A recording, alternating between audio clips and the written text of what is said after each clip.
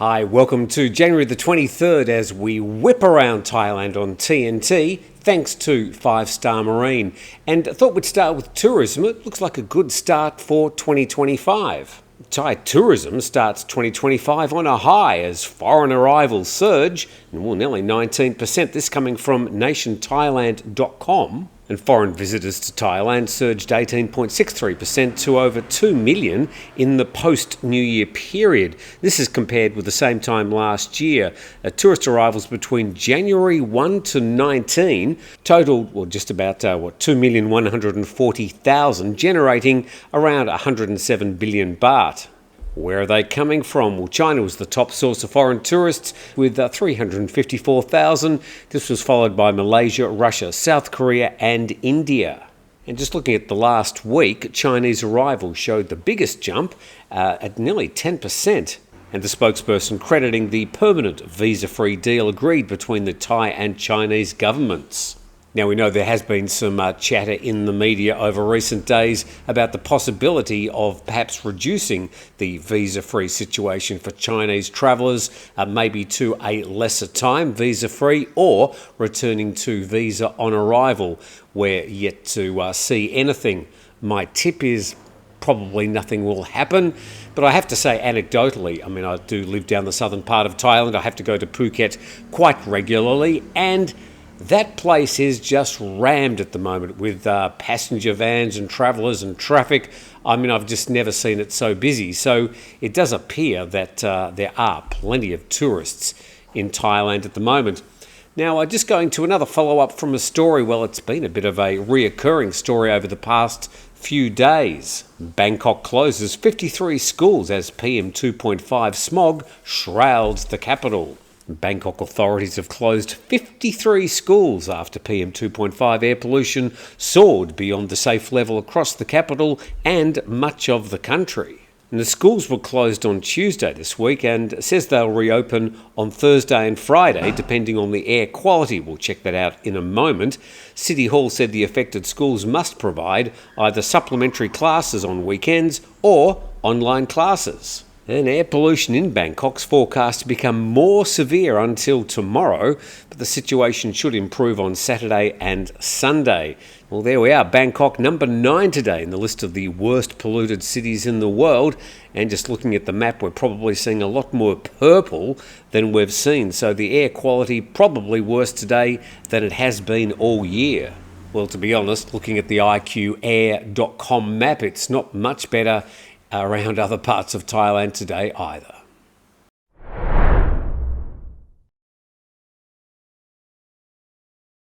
Now, a story in Thailand that's probably been making more international media than local media. As to why that is, I don't really have a comment, but I thought I'd cover it today.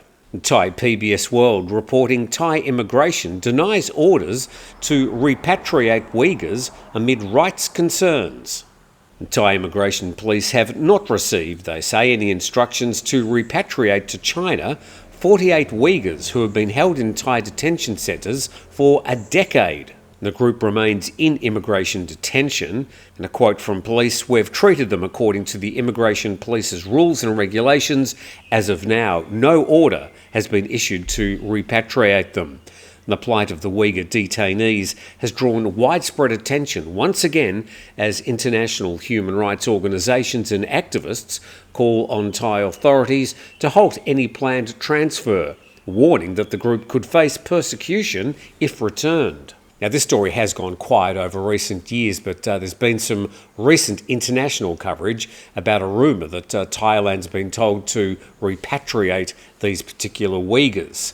Now, let's just check a bit more about where they are and what the situation is. And BBC's Southeast Asian correspondent Jonathan Head did this report: "Hell on earth, China deportation looms for Uyghurs held in Thailand." And he reports their living conditions have been described as a hell on earth.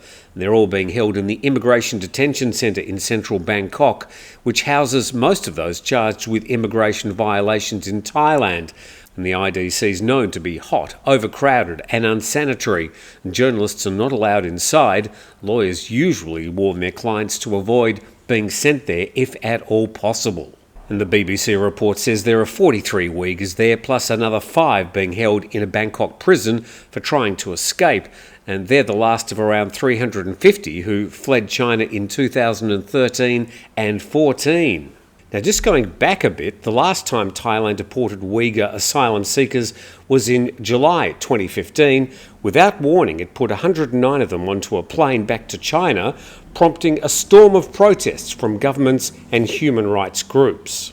And the few photos that were available showed them hooded and handcuffed, guarded by a large number of Chinese police officers. Little is known about what happened to them after their return. Other deported Uyghurs have received long prison sentences in secret trials. So there are a lot of eyes on what's going to happen with the remaining Uyghurs in detention in Thailand, and if indeed they're going to be repatriated to China or not. And you can see, for good reason. Okay, heading to Pattaya. And Turkish man allegedly robbed of 73,000 baht by transgender thief in Pattaya. A third similar incident this week, and this comes from the PattayaMail.com. A Turkish man claimed he was robbed of 73,000 baht by a transgender thief, and this happened along Pattaya Central Road. Mr. Mustafa, a 52-year-old Turkish national, filed a complaint and claiming he was robbed of 500 euros and 1,200 USD. And Mr. Mustafa told police that while standing in front of a hotel, a transgender woman approached him on a motorcycle, engaged in friendly conversation and offered sexual services. Mr. Mustafa refused, but the transgender then hugged and touched him before quickly fleeing on her motorcycle. Later realising his wallet was missing, Mr. Mustafa immediately reported the incident to the Pattaya police station. Tale as old as time. And also this week, an Indian tourist reported his 80,000 baht gold necklace being stolen, and a gold necklace worth over 130,000 baht was stolen, again by a group of transgender women on Pattaya Beach. So Pattaya police have warned tourists on multiple occasions not to wear expensive jewellery while out and about, and be wary of friendly strangers approaching them, especially if hugging or touching them. Well, obviously some basic precautions and common sense are going to help avoid most of these situations. Why you want to be wandering around Pattaya parading all your expensive jewellery, I have no idea. But obviously people do, and they're setting themselves up as targets. We go to this story in PattayaMail.com. Rising concerns over beachside thefts by transgender individuals offering services in Pattaya. Pattaya's beaches, such as Pattaya Beach, Jomtien Beach, are popular spots for sunbathers, and tourists often carry valuable items like cameras, smartphones and jewellery. Now let's have a little bit of footage along Pattaya Beach Road at night time. While many transgender individuals in Pattaya work as performers or vendors and are part of the city's vibrant LGBTQ+ community, a small number of individuals have exploited their position to target unsuspecting tourists. This has led to concerns over safety, particularly among those wearing expensive items that make them more noticeable and vulnerable. I get it, there are some cultures that like to display their wealth. I'm lucky I don't really have much wealth to display, but obviously if you are going to some of these tourist areas, it's best not to be parading around with your jewellery and making yourself an easy target. Now, there's been a game happening here in Thailand on an app. It's sort of a bit like that Pokemon game a few years ago that was on an app. It was all sort of virtual, but in this time, it's been driving people to actually find some real coins. Thailand faces chaos from Jagat, I hope I'm saying that right, coin hunt, and this is reported by Thai PBS World. Thailand's become the latest country affected by the popular Jagat coin hunt game, an Indonesian-created application where users engage in virtual treasure hunts across various locations. But police are warning users that their attempts to hunt for coins could lead to trespassing on private properties and legal consequences. So the Jagat coin hunt involves players searching for and collecting coins to exchange for cash. There's been an investigation in Phuket, one of the 5 locations where the Jagat platform's been activated. And the other 4 areas are Bangkok, Chiang Mai, Chiang Rai and Pattaya. And the platform allows its users to stay connected with family and friends in real time. And what makes this platform unique, though, is the coin hunt feature. And apparently the cash prizes are 5 to 2,000 baht for a bronze coin, 20,000 baht for a silver coin, and 200,000 baht for a gold coin.